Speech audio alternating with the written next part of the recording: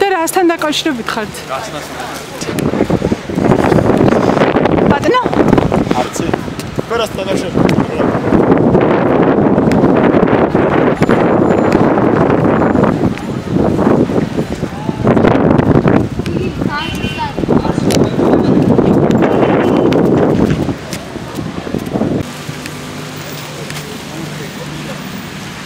უნივერსიტეტი გაიხსნა და ლექციები იყო საინტერესო. გავადგა. ეს აქცია მასთან დაკავშირებით იყო რომ ვინმეს რო ეთქვა რომ ამ შენობის გახსნას ესწრებოდნენ ბათუმის შუათაურსტავილის უნივერსიტეტის სტუდენტები.